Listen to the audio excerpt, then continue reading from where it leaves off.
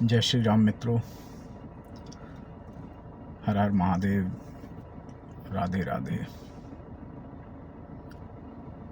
मित्रों, आज मेरा आप सबके समक्ष आकर के वीडियो के माध्यम से कुछ जानकारी आप लोग से साझा करना चाहता था। और जैसा कि आप सबको विदित होगा कि हमारे रीवा शहर के अंदर विगत लगभग एक हफ्ते से किस तरह की स्थितियां उत्पन्न हो चुकी हैं। सामाजिक समरसता बिल्कुल टूट चुकी है और कहीं ना कहीं आप सबको भी पता है कि जो परिस्थितियां अभी उत्पन्न हुई हैं, ये समाज को और साथ ही साथ हमारे समाज के युवाओं को किसी ओर लेकर के जा रही है। वैसे तो मैं इस कंट्रोवर्सी में उतरना नहीं चाहता था, लेकिन जब भी मैं मनीष पटेल, जिसकी अभी पूर्णतः एक हफ्ते 3-4 दिन पूर्व जो है गिरफ्तारी हुई है, और उसकी गिरफ्तारी के बाद पूरे रीवा शहर के अंदर एक जन आक्रोश टाइप का माहौल जो है उत्पन्न हो गया है। और कहीं ना कहीं ये जो हमारे समाज में जो एक सामाजिक समरसता थी, जो मित्रता थी, हमारे रीवा शहर के अंदर ऐसी जात पात की उत्पत्ति नहीं थी, उसको इस मुद्दे ने बड़ा बढ़ावा दिया है। और ये बड़ा विचारणीय विषय है हम सबके लिए, चाहे वो फिर हमारे सवर्ण समाज हो, चाहे फिर वो हमारे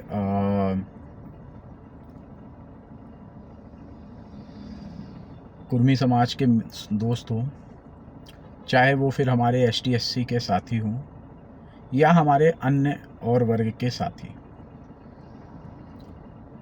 कहीं ना कहीं हमें ये विचारना पड़ेगा, इस चीज़ पे मंथन करना पड़ेगा कि आखिर जो ये आपसी सद्भावना थी, कहीं ना कहीं ये विलुप्त होती जा रही है।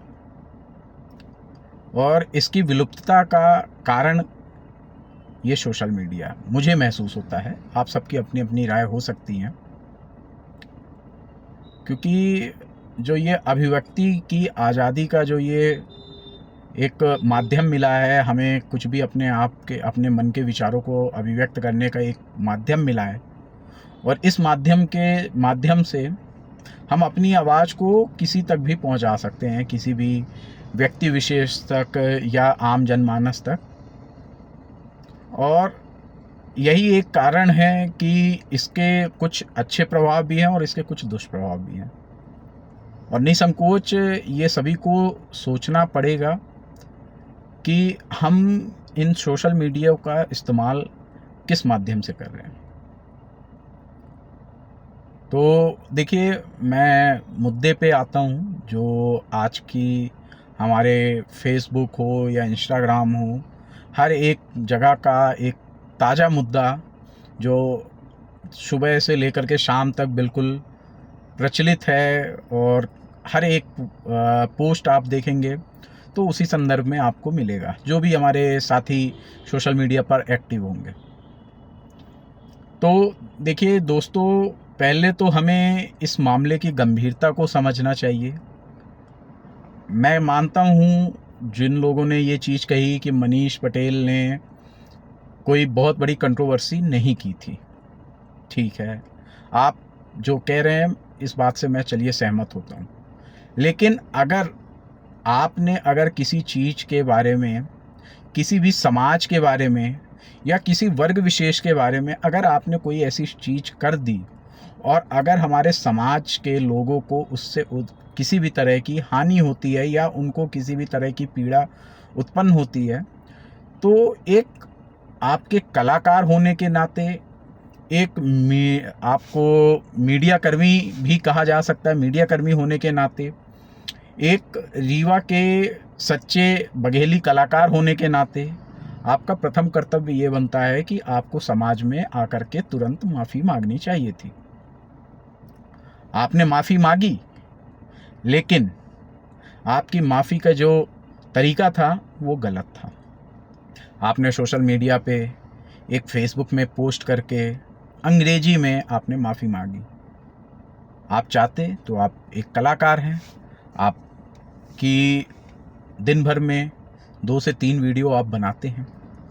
तो चूँकि आपने आपसी सद्भावनाओं को कहीं भी अगर ऐसा प्रतीत हुआ कि हमारे किसी भी साथी को, चूँकि मैंने देखा है आपके वीडियो में बहुत से हमारे हर वर्ग के समुदाय के जो है साथी आपके साथ कार्य कर रहे हैं, तो आपको सोशल मीडिया पर आकर के लाइव आकर के या आप अपने एक वीडियो के माध्यम से सामाजिक रूप से आप माफ़ी मांग सकते थे। और ऐसा नहीं है, इस मुद्दे में मैं बात करूं तो इस मुद्दे के पहले भी अन्य बहुत से ऐसे मुद्दे हुए हैं जिसमें किसी एक वर्ग विशेष को या किसी एक जात, संप्रदाय, धर्म को विशेष रूप से टिप्पणी की गई है। और इसके बाद हमारे जिन भी बघेली कलाकार हों या जो भी हमारे कलाकार हों, उन्होंने फिर उसके बाद उस संदर्भ में माफ़ीनामा भी पेश किया विद आपके वीडियो के साथ और लिखित रूप से। और मेरा ये मानना है कि अगर आप एक कलाकार हैं, कलाकार की भांति अगर आपसे कोई गलती होती है, त्रुटि होती है, तो आपको सामाजिक रूप से आकर के माफ़ी मांगने में किसी भी तरह की कोई शर्म नहीं होनी चाहिए। आपने जब ये सारी चीज़ें की, इसके बाद फिर आप कहते हैं कि हमारे जो कुछ युवा साथी मैं देख रहा हूँ, पूरी फेसबुक पे बाढ़ आई है, मनीष को रिहा करेंगे, जेल से बाहर करेंगे। ठीक है, आपका कहना उचित है, कथन उचित है, लेकिन आप लोगों ने अगर उस पे देखा होगा तो केवल एक कृत्य या एक एफआईआर के दर्ज पर उसकी गिरफ्तारी नहीं हुई है। उनके अन्य प्रकरण भी जो लंबित थे, जिन पे उनको स्थायी वारंट इशू हुए थे, उन सभी मुद्दों को ध्यान में रखते हुए कोर्ट ने उनको दोषी करार दिया है और उसके बाद जो है उनको जेल की कार्रवाई हुई है। अब आप सभी लोगों से मेरा एक सवाल है, चाहे वो हमारे किसी भी वर्ग के विशेष भाई हो, मनीष पटेल के द्वारा जो कृत्य किया गया, तो उस पे माफ़ी मांगना एक छोटा सा विषय था, लेकिन उस माफ़ी को ना मांगते हुए उन्होंने दोबारा फिर अन्य वीडियो साझा किए और कहीं ना कहीं उस पे उन्होंने उसी बात को और तूल दी और समाज में उसका दुष्प्रचार हुआ। इसके बाद हमारे कुछ ब्राह्मण साथियों ने, जिसमें से विशेषकर मैं हमारे जो ब्राह्मण समाज के जिला अध्यक्ष हैं इंजीनियर आशीष तिवारी शिब्बू, हमारे छोटे भाई, और एक समाज सेवी जिसने इस मुद्दे को ध्यान दिया और आपसी सद्भावनाएं बनी रहें, समाज को इससे कोई आहत ना हो, उसको ध्यान में रखते हुए उन्होंने उनके खिलाफ एक एफआईआर दर्ज कराई, कार्यवाही हुई और उस कार्यवाही में जो भी उचित कृत्य हुआ हमारे पुलिस प्रशासन के द्वारा, तो उन्होंने उस पे फैसले लिए और उसके खिलाफ कार्रवाई की गई। अब बहुत से लोग मनीष पटेल को लेकर के इस तरह से पूरे सोशल मीडिया प्लेटफॉर्म पे हल्ला कर रहे हैं जैसे हमारे मनीष पटेल जी कोई बहुत बड़े समाज सेवी रहे हों, कोई बहुत बड़े आंदोलनकारी रहे हों या कोई क्रांतिकारी नेता रहे हों। तो आप सबके समस्त मैं एक बात प्रस्तुत करता हूं। कुछ बीते वर्ष पूर्व हमने कोरोना के टाइम का एक समय देखा, कोरोना जैसी एक महामारी का दौर देखा, और उस कोरोना जैसी महामारी के दौर में बहुत से लोगों ने अपने बहुत से अपनों को खोया है। किसी ने अपने पड़ोसियों को खोया है, किसी ने अपने सामाजिक लोगों को खोया है, ऐसी बहुत सी विपदाएं उस समय जो थी, उस बीच लोग अपने अपने जीवन के लिए जो है एक आश्रय ढूंढ रहे थे कि किसी तरह उनका जीवन सुरक्षित रहे और अपने परिवार को, अपने मित्रों को, अपने इष्टों को किसी भी तरह इस महामारी के दौर से बाहर निकाल लें, किसी भी तरह की हानि हुए बिना। ऐसे समय में मैं आप लोगों को एक मिसाल के लिए ये बातें बता रहा हूँ। ऐसे समय में हमारे साथी, हमारे बहुत से मित्र, हमारे छोटे भाई, जिन्होंने मिल करके एक आंदोलन छेड़ा था। आप सब ने उस कोविड के दौर पे उस चीज़ों को देखा होगा कि एक सत्य सेवा समूह नाम से एक समूह संचालित हो रहा था और उस समूह में किसी भी जाति या विशेष के लोग नहीं थे, ना ही किसी धर्म के लोग थे। हमारे उसमें सत्य सेवा समूह के अंतर्गत मैं भी एक कार्यकर्ता के रूप में उसमें था। हमारे छोटे भाई ब्राह्मण समाज के जिला अध्यक्ष इंजीनियर आशीष तिवारी सिब्बू भी थे। हमारे छोटे भाई इंजीनियर सतीश तिवारी, हमारे छोटे भाई इंजीनियर सचिन तिवारी एवं हमारे परम सहयोगी, परम मित्र, जिनके कह सकते हैं अथक सहयोग या अथक प्रयासों से हम लोगों ने इस मुहिम को जो संचालित कर पाया था, हमारे परम मित्र, हमारे बचपन के मित्र, होटल शरॉन रेसिडेंसी के मालिक शरॉन जॉन जी, विंध्य टाइम्स के हमारे विंध्या टाइगर पत्रकारिता के हमारे बड़े भाई सुनील तिवारी जी, हमारे अन्य मित्र राहुल रोहित एवं अन्य हमारे और साथी थे, जिन्होंने मिल करके इस मुहिम को चलाया था। और इसमें हमारे हर वर्ग के लोग थे। हमारे पटेल भाई भी थे, हमारे ब्राह्मण भाई भी थे, हमारे छत्री भाई भी थे, हमारे क्रिश्चियन भाई भी थे। तो ऐसा नहीं था कि कोई एक वर्ग विशेष का व्यक्ति कार्य कर रहा था। हमारे आदरणीय बड़े भाई भी परमजीत सिंह डंग जी भी थे, जिन्होंने सामाजिक एक मिसाल पेश की थी उस समय। और हम लोगों ने मिल करके निरंतर 50 दिवस तक समाज के, हमारे रीवा शहर के जितने भी रोड के किनारे रहने वाले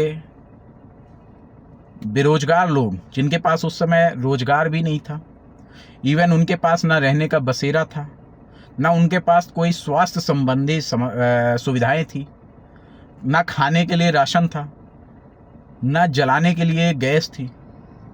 ऐसी विपरीत परिस्थितियों में, जहां चारों तरफ बिल्कुल कोरोना का हाहाकार मचा हुआ था, ऐसी विषम परिस्थितियों में हम सब ने मिलकर निकलकर बाजार में अपने स्वास्थ्य का ध्यान न रखते हुए भी हमने समाज के कई लोगों की सेवा की। हम लोगों ने मिल करके कई लोगों के लिए अस्पताल में हर तरह की व्यवस्थाएं कराई, चाहे वो दवा से संबंधित हो, चाहे वो डॉक्टरों की उपचार से संबंधित हो, या किसी को आपातकालीन सुविधाओं के लिए कोई अगर आवश्यकता रही हो। रोडों पर जा कर के हम लोगों ने हर एक दिवस पे कम से कम डेली पे 200 से 300 लोगों के लिए भोजन की उपलब्धता कराई, बने बनाए भोजन की। एवं अन्य जो भी हमारे और ऐसे साथी थे जिनके पास राशन की उपलब्धता नहीं थी, उन तक जा कर के हम लोगों ने राशन की उपलब्धता कराई। और आप सब लोग, हमने कहीं भी किसी भी व्यक्ति की मदद करने से पहले उसकी जात नहीं पूछी, उसका समुदाय नहीं पूछा, उसका प्रांत नहीं पूछा, उसकी हमने ना ही नागरिकता पूछी। हमने सिर्फ एक चीज़ पूछी, वो है इंसानियत। हमने इंसानियत के भाव से सभी की मदद की और इंसानियत के भाव से सभी के आशीर्वाद प्राप्त किए, बिना किसी दिखावे के, बिना किसी प्रचार प्रसार के, और ना ही बिना किसी आंतरिक सहयोग से। जितने भी तरह के हम लोगों ने 50 दिवस में जो भी व्यवस्थाएं की, ये स्वयं हम सब लोगों के जो आमदनी के स्रोत थे, हमारी जो अपने पेशे की, नौकरी पेशे की कमाई थी, एवं हमारे बहुत इष्ट लोगों ने, जो हमारे परिवारजन के लोग हों, चाहे वो हमारे मित्र हों, जो देश विदेश में जहाँ भी बैठे थे, उन सभी लोगों ने अपनी अपनी मदद राशि हम लोगों तक पहुँचाई, आप सभी इंसानों की सेवा के लिए। तो मैं हमेशा ये जानना चाहता हूँ कि कभी भी जब ऐसी चीज़ें हमारे समाज में होती हैं, तो ऐसे मुद्दों को हम समाज में जातिगत रूप क्यों देते हैं। आज मतलब मुझे एक पोस्ट देख करके बड़ा असहज महसूस हो रहा था कि हमारे पटेल समुदाय के कुछ, मैं नहीं कहूँगा उन्हें कि वो कितने पढ़े लिखे हैं, कितने सक्षम हैं, क्या है, लेकिन मैं इतना बताना चाहूँगा कि जिस वर्ग में, जिस समुदाय के अंदर सरदार वल्लभ भाई पटेल जैसे महान हस्तियाँ, एक क्रांतिकारी नेता और साथ ही साथ एक उच्च मानव जैसे लोगों के एग्जाम्पल होने के बाद भी वो समाज के कुछ ठेकेदार कह सकते हैं आप, वो ददुआ जैसे डाकू की मिसाल पेश कर रहे हैं। धन्य है हमारे ऐसे नेता और हमारे ऐसे युवा क्रांतिकारी, और धन्य है आपकी सोच। इस हिसाब से तो फिर ना ही मैं किसी आतंकवादी को आतंकवादी कह पाऊंगा, क्योंकि अगर हमारे समाज में अगर कोई भी ऐसे कृत्य करने वाले लोग हैं, तो हमें हमेशा ये बात का ध्यान रखना चाहिए कि उस मुद्दे को कभी भी सामाजिक मुद्दा नहीं बनाना चाहिए, जातिगत मुद्दा नहीं बनाना चाहिए। आप सभी जितने भी लोग आज मनीष पटेल के रिहाई के लिए इतनी आवाज़ें उठा रहे हैं, आप सब एक और चीज़ भी कर सकते थे ना। मनीष पटेल भाई को अगर आपके, हमारे जो भी अन्य समाज के, हमारे ब्राह्मण समाज के अगर साथियों ने शिकायत की थी, तो आप सब समस्त रूप से मनीष पटेल को सलाह दे सकते थे कि भाई, रीवा शहर के अंदर ऐसी कोई भी आपसी वैनमानुष नहीं है कि हम एक दूसरे के समाज के प्रति इस तरह की भावना रखते हैं। तो आप एक क्षमा माफ़ी का एक वीडियो बना दो, बातें वहीं ख़त्म हो जाती। लेकिन नहीं, जिनको जाति की राजनीति करनी है, जिनको समाज का ठेकेदार बनना है, जिनको ऐसे मुद्दों की मतलब तलाश रहती है कि जिससे वो अपने नेतागिरी चमका सके, तो उन्होंने बिल्कुल इस मुद्दे को तूल देने दिया। और अंततः मनीष भाई भी हमारे अपनी बुद्धि एवं विवेक का इस्तेमाल करते बिना उन्होंने एक और वीडियो साझा कर दिया, और ऐसे में बातें और बढ़ती चली गई। तो देखिए साथियों, मेरा ये कहना है, अगर कहीं पे भी सही हो तो उसे सही बोलने की ताकत रखिए, कहीं पे अगर गलत हो रहा हो तो उस पे गलत बोलने की ताकत रखिए। मैं कभी भी किसी भी समाज के लोगों के लिए ऐसा मिसाल नहीं बनने के लिए कहूँगा कि जहाँ पे गलत हो रहा हो तो वहाँ भी आप उसके लिए खड़े होइए। बिल्कुल आप अपने समाज के साथ खड़े रहिए, समाज की एकता के लिए आप लड़िए, लेकिन गलत पे नहीं, सही पे। अगर कोई व्यक्ति गलत कर रहा है तो उसे समझाना भी आप ही का कृत्य है, क्योंकि आपने उस समाज की एकता और अखंडता के लिए जो है एक समूह बनाया है। तो आपका ये प्रथम कर्तव्य बनता है कि आप अपने समाज के जो भी गलत व्यक्ति जो गलत राह पर जा रहे हैं उनको आप सही राह पर लाएं। मैं जिस हिसाब से सोशल मीडिया देख रहा हूँ इस समय, सोशल मीडिया पे इस तरह की अनर्गल टिप्पणियाँ हो रही हैं, इस तरह की अनर्गल टिप्पणियाँ, ऐसा प्रतीत होता है कि हमारे सोशल मीडिया पर बहुत से हमारे ऐसे साथी हैं जिनके परिवारजन या अन्य परिवार के सदस्य लोग, ऐसा लगता है उनके सोशल मीडिया प्लेटफॉर्म को देखते ही नहीं है कि वो किस तरह की टिप्पणियां कर रहे हैं,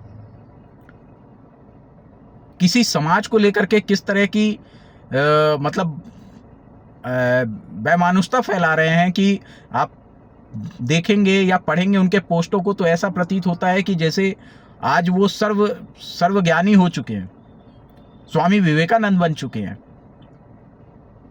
भाई लोगों, जिस उम्र में हमारे देश के युवाओं को अपने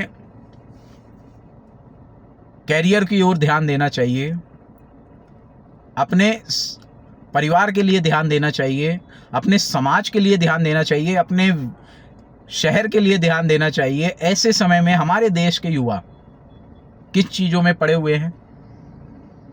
कभी पार्टी की राजनीति में, कभी समाज की राजनीति में, कभी धर्म की राजनीति में। इस तरह से हमारा देश कभी प्रगति नहीं कर पाएगा। कभी अगर कोई ये कहता है कि हमारा देश संविधान से चलेगा और हम देश से मनुवाद ख़त्म करेंगे, तो देखिए सभी को ये जानना बहुत अति आवश्यक है कि समाज के ये दो पहलू हैं, दो पहिए हैं। रथ के जैसे दो पहिए होते हैं, ये रथ के दो पहिए हैं। एक तरफ हमारे प्रकृति सृष्टि के द्वारा जो बनाई गई प्रथाएं हैं, जो पीढ़ियों से चली हुई हमारे समाज में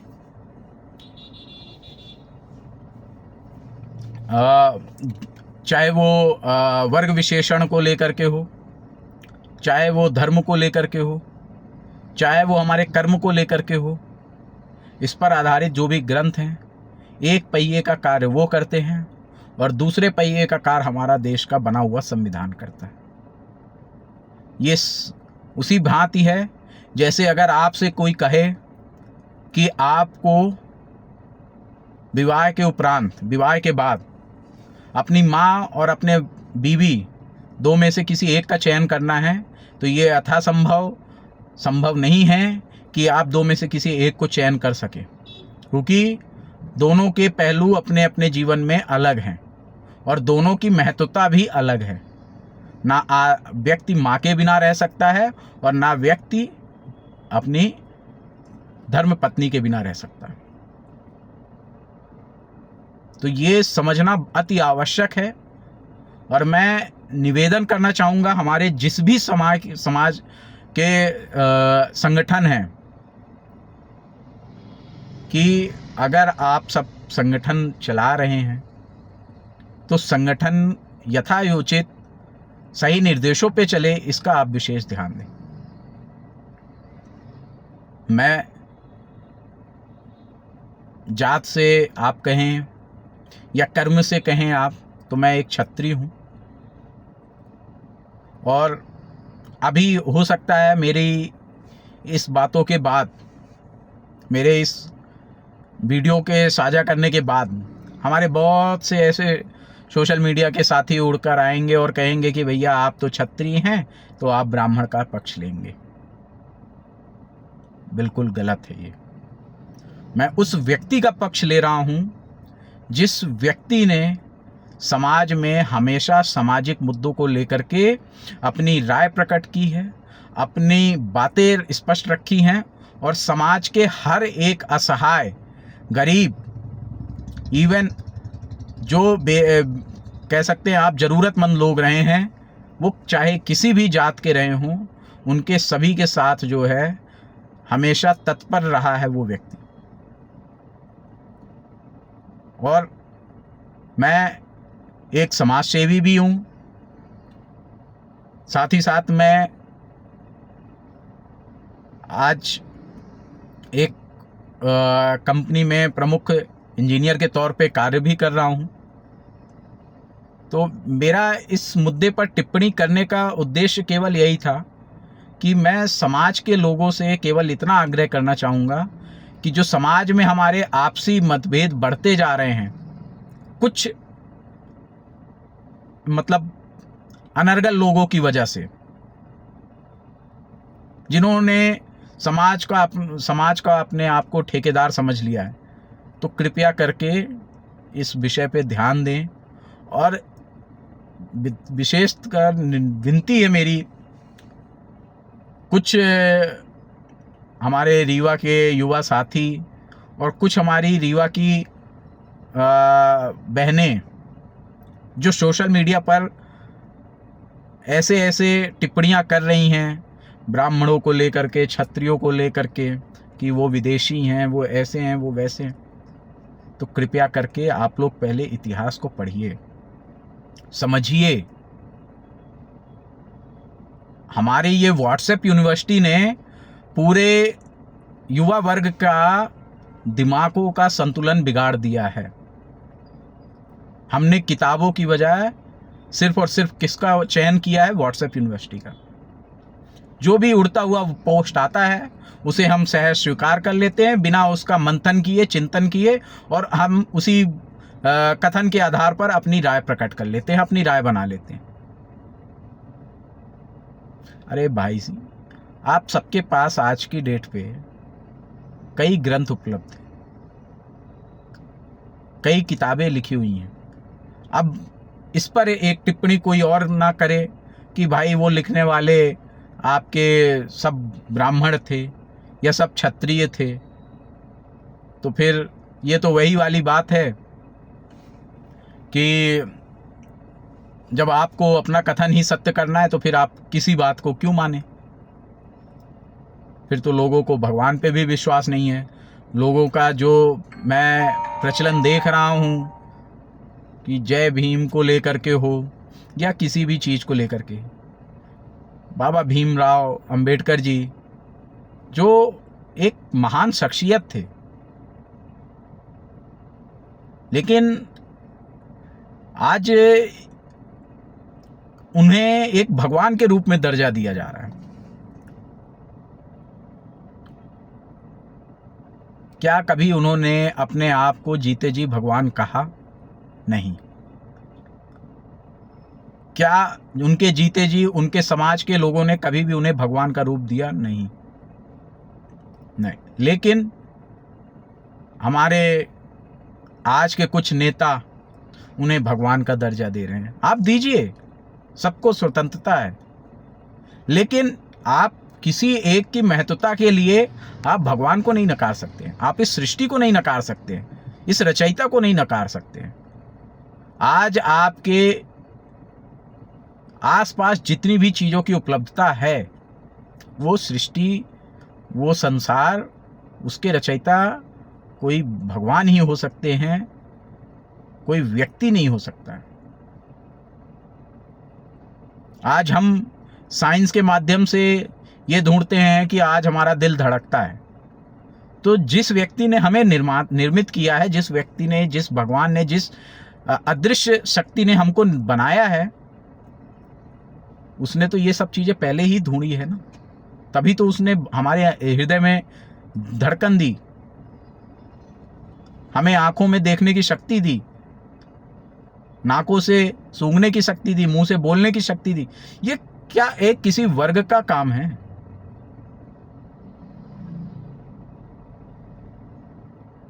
तो साथियों, समाज में ऐसी वैमनस्यता ना फैलाई जाए, ऐसे भगवान को लेकर के अनर्गल टिप्पणियां ना की जाएं। पहले लोगों को जानना आवश्यक है कि हम किस बात पे अपनी राय प्रकट कर रहे हैं, उसके बारे में आप पहले पूरी चीजें पढ़िए। तो आप भगवान को नहीं मानना चाहते, बिल्कुल आप मत मानिए, आपको कोई जोर जबरदस्ती नहीं है। हमारा संविधान आपको हक देता है कि आप जो चाहें उसकी आपको जिसे अपनाना है उसकी आपको स्वतंत्रता है। लेकिन आप किसी के अगर धर्म की बात है या किसी के लिए अगर कोई भगवान प्रिय है या उनके लिए वो सर्वश्रेष्ठ है, तो आप उस पर टिप्पणी मत करिए। कई लोगों ने, कई हमारे अन्य धर्मों के लोगों ने भी शीश अपने कटाए हैं धर्म की रक्षा के लिए, सनातन धर्म की रक्षा के लिए। और आज हम उस धर्म पे, उस रचयिता पे हम शक कर रहे हैं, उस पे सवाल उठा रहे हैं, उस पे गालियां दे रहे हैं। कैसा देश बनता जा रहा है हमारा? कहाँ हम बात करते हैं चाइना से टक्कर करने की और कहाँ हमारी सोच अभी भी उस कुंठित मानसिकता पे है, भगवान को साबित करने के लिए लगे हैं। क्यों करना है भाई आपको साबित कि भगवान है या नहीं है? नहीं है तो नहीं है, आपके लिए नहीं है, हमारे लिए है, हम मान रहे हैं। हमारे लिए हमारे माता पिता में हम भगवान ढूंढ रहे हैं, हमारे लिए हम अपने गायों में भगवान ढूंढ रहे हैं, हमारे लिए तो हमारी हर एक जीवित वस्तु में हमारे लिए भगवान है, अजीब चीज़ों में भी भगवान है, हम वृक्षों में भगवान को ढूंढ रहे हैं। तो हमारी आस्था है, आप रहने दीजिए। आपसे कोई ये नहीं कह रहा है कि आप उसको जोर जबरदस्ती स्वीकारिए। आप किन किन चीज़ों को नकारेंगे? आज इतने भारत देश के अंदर इतने मंदिर बने हुए हैं, इतने संस्थाएं बनी हुई हैं, आप कैसे नकार सकते हैं कि भगवान नहीं होते? अगर नहीं होते हैं तो इतने मंदिर कैसे बन गए? इतने पीढ़ियों से चले हुए राजा लोग कैसे ये सारी चीजें चला रहे थे? इतने धर्मगुरु हुए, कैसे चलाए ये सब चीजें? आज आप कितने मंदिरों के चमत्कार सुनते हैं, क्यों सुनते हैं? ये कलयुग है, यहां कर्म आपको करना पड़ेगा। फल की चिंता आपको नहीं करनी है, फल की चिंता भगवान के ऊपर छोड़ी जाती है। भगवान ने यह कभी नहीं कहा कि आप कर्म मत करिए, आपको बैठे बैठे चीजें प्राप्ति हो जाएगी। आप आस्था तो रखिए पहले भगवान के प्रति, आप जागिए तो सही, आप ढूंढिए तो सही आपका पंचतत्व क्या है। लोग कुछ भी अपनी राय प्रकट करते रहते हैं। सोशल मीडिया ने अभी आज़ादी क्या दे दी है, कुछ भी बोलने की, कुछ भी लिखने की, कुछ भी गाली गलौज लिखी जा रही है, कुछ भी पेश किया जा रहा है, कुछ भी पोस्ट किया जा रहा है। और धन्य है हमारे देश के नेता जो इस मुद्दों को और तूल देते हैं और बिल्कुल चुप्पी साधे रहते हैं। समाज में इस जात के, इस धर्म के, इस जहर को घोलना बंद करिए आप लोग। आप अगर उस समाज के इतने अच्छे ठेकेदार हैं तो आप उस समाज के जितने भी गरीब लोग हैं उनको आप गरीबी से बाहर निकालिए, उनको आप शिक्षा प्रदान करिए, उनको आप हर तरह की मूलभूत सुविधाएं उपलब्ध कराइए। आप घूम रहे हैं फॉर्च्यूनर में और उसी समाज का एक गरीब आदमी जो है वो साइकिल तक के लिए तरस रहा है, तो काहे के आप समाज के सेवक हैं, समाज के ठेकेदार हैं? आप अपना, अगर समाज के सच्चे सेवक हैं, आप छोड़िए अपनी फॉर्च्यूनर, आप छोड़िए अपनी धन संपत्ति, आप बनाइए अपनी व्यवस्था ऐसी कि आपके समाज में कोई गरीब ना रहे, आपके समाज में कोई भूखा ना बैठे। हमने जिस तरह से पहल की थी, आप उठाइए ऐसी पहल। और हमें प्रचार की जरूरत नहीं है, प्रसार की जरूरत नहीं थी। हमने अपनी अंतर आत्मा के लिए, अंतरात्मा की संतुष्टि के लिए हमने ये कार्य किया था, ना कि हमें प्रचार करके कोई राजनीति करनी थी कि हमारा समूह जो है ये गरीबों को भोजन करा रहा है या हम मूलभूत सुविधाएं दे रहे हैं या किसी का इलाज करा रहे हैं। तो इसके लिए हमें आज भी मेरे द्वारा हर एक दिन या हर एक माह में कई लोगों के लिए इलाज की सुविधाएं उपलब्ध कराना, किसी को रक्त की उपलब्धता कराना, किसी को नौकरी की उपलब्धता कराना, ये मेरा कार्य हमेशा से चालू था और है और करता रहता हूं जब तक मेरी सक्षमता है। और इसमें ये चीज़ें मैं अकेले नहीं कर सकता हूं, इसमें मेरे साथी हैं, मेरे बहुत से बड़े भाई हैं, बहुत से ऐसे समाज के सेवक हैं जो निस्वार्थ भाव से बिना जात धर्म देखे आपकी सेवा करते हैं। तो आप सबको ये चीज़ समझना आवश्यक है कि हमें, अगर हमारे समाज में गरीबी है, हमारे समाज में अगर कोई भूखा है, हमारे समाज में कोई अगर इलाज के लिए प्रताड़ित है, तो हमें उन चीज़ों की उपलब्धता करानी है, ना कि किसी एक गलत व्यक्ति के लिए जो है आप रोड पे आकर के चक्का जाम करें। अगर वो सही है तो न्याय उसको खुद मिल जाएगा। न्यायपालिका बैठी है न्याय के लिए। अब एक तरफ आप कहेंगे कि न्यायपालिका में भी जो है सब ब्राह्मण बैठे हैं, क्षत्रिय बैठे हैं, तो भाई साहब आप ही ने तो संविधान को सबसे बड़ा वो बताया है कि संविधान से बड़ा कोई धर्म नहीं है, संविधान से बड़ा कोई आपकी वो नहीं है। तो फिर आप, अब संविधान पे भी आपका भरोसा नहीं है तो फिर किस पे आपको भरोसा है? भगवान पे आपको रहा नहीं, संविधान पे आपको है नहीं, शासन प्रशासन आपको सब बिका हुआ दिख रहा है, तो भाई साहब फिर तो अब इसके लिए आप खुद कुछ कर नहीं सकते हैं। ये सिर्फ और सिर्फ सामाजिक राजनीति करने का एक माध्यम है, इसके उपरांत और कुछ नहीं। तो मेरा सभी जितने भी समाज के जितने भी समझदार बुद्धिजीवी लोग हैं उनसे आग्रह है कि फेसबुक पर इस तरह की अनर्गल टिप्पणियां बंद करवाएं। किसी भी समाज को लेकर के इस तरह के बेमानुषता ना फैलाएं कि जिससे एक दूसरा समाज एक दूसरे के आमने सामने आ जाए और टकराव की स्थिति उत्पन्न हो सके। हमारे एसपी साहब का भी इसको लेकर के एक बयान आया है, इसको लेकर के एक पोस्ट जारी किया गया है कि सभी लोग अपने समाज के लोगों को जागरूक करें और ऐसे गलत टिप्पणियां करने से बचाएं, अन्यथा किसी भी तरह की कानूनी कार्रवाई हो सकती है। उसके उपरांत भी हमारे फेसबुक पे डेली आप देखें, हर एक मिनट पे कहीं ना कहीं कोई ना कोई कंट्रोवर्सी में अपने आप को वायरल करने के चक्कर में, पोस्ट को अपनी रीच को बढ़ाने के चक्कर में, सोशल मीडिया में कमाने के चक्कर में ये जो है बिल्कुल कंटेंटबाजी चल रही है। जिसको देखो वही आकर के अपनी राय रख रहा है। आप राय रखिए, आपको अधिकार है, आपको स्वतंत्रता है, लेकिन कम से कम आप राय रखने की जो अपनी वक्तव्य है, वह शैली है, अपनी जो आपके पढ़े लिखे होने की एक समझ है, उसको तो ध्यान में रख के पोस्ट कीजिए।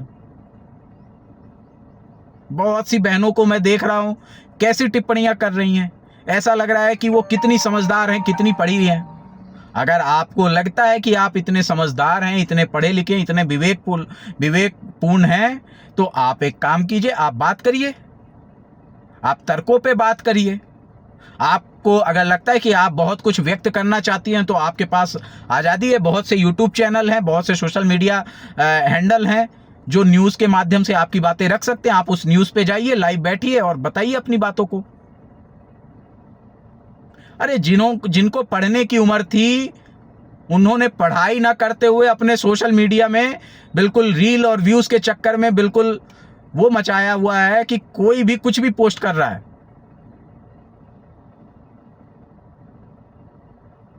और धन्य है, मैं ऐसे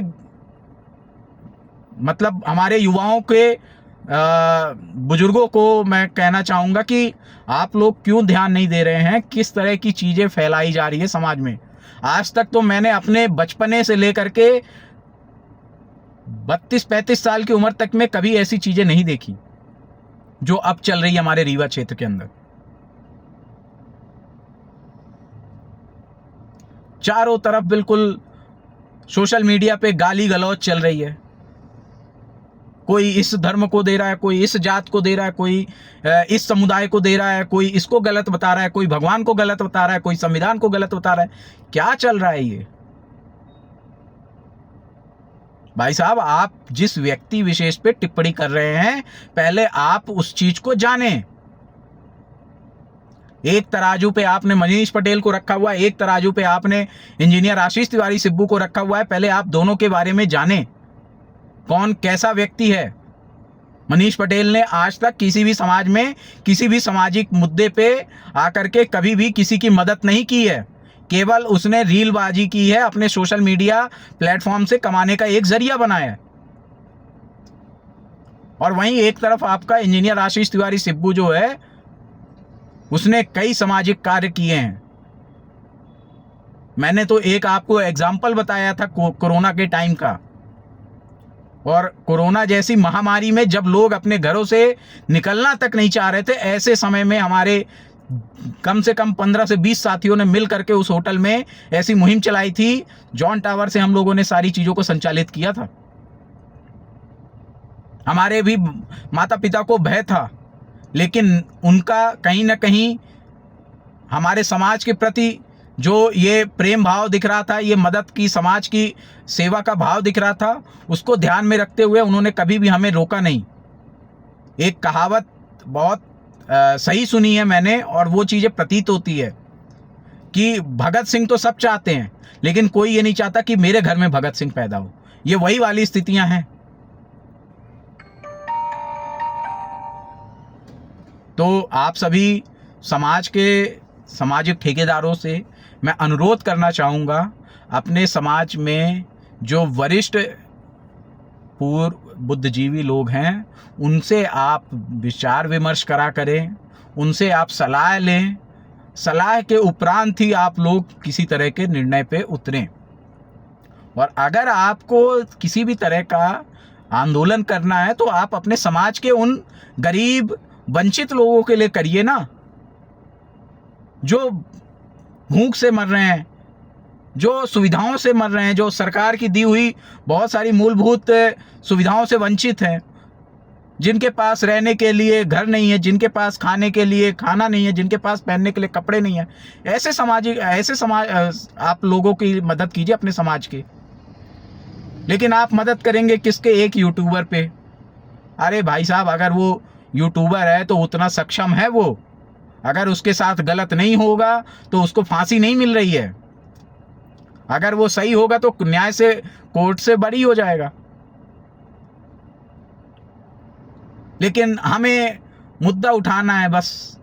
कुछ भी मुद्दे चलते रहने चाहिए सोशल मीडिया पे। हमारे देश की राजनीति का प्रमुख अंश ही यही है। लोगों को जात और धर्म के नाम पर लड़ाइए, लोग लड़ते रहेंगे, हम वोट बनाते रहेंगे। तो निवेदन है भाइयों कि थोड़ा सा समाज में जागरूकता फैलाएं, ऐसी स्थितियां उत्पन्न ना करें कि जैसे हमारे भी बहुत से मित्र हैं जो हर समुदाय से हैं, हर धर्म से हैं, हर जाति से हैं, हर वर्ग से हैं, उनके साथ भी हमारा उठना बैठना दुश्वार जैसा महसूस होने लग जाए। हमारे अंदर ऐसी आत्मीयता है, ऐसा भाव है कि हम जब भी मिलते हैं मित्र, तो हम उनसे जात नहीं पूछते हैं, हम एक साथ बैठ के एक भोजन की थाली पे खाते हैं। मैं आज भी उनके, अपने मित्रों के, बड़े बूढ़े बुजुर्गों के पैर छूता हूं बिना जात देखे। अपने गुरुओं के पैर छुए हैं बिना जात देखे। हमारे प्रशिक्षण केंद्रों में, मैं एक केंद्रीय विद्यालय का पास आउट छात्र हूं। मैंने आज तक कभी भी किसी भी अपने गुरु का धर्म, जाति, वर्ग नहीं पूछा है। मैंने हमेशा उनको गुरु की नज़र से देखा है, क्योंकि उन्होंने मुझे अपने छात्र की नज़र से हमेशा प्रोत्साहित किया और गुरु की भांति उन्होंने हमेशा मुझे सही सलाह दी।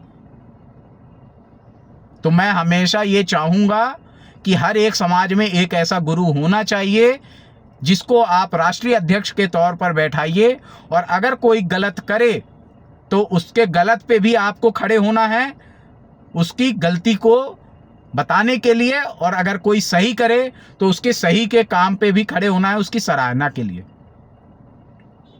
इसका मतलब ये नहीं कि गलत कोई कर रहा है तो उसके लिए भी हम लड़ें, और जो सही कर रहा है उसके लिए तो लड़ना ही है।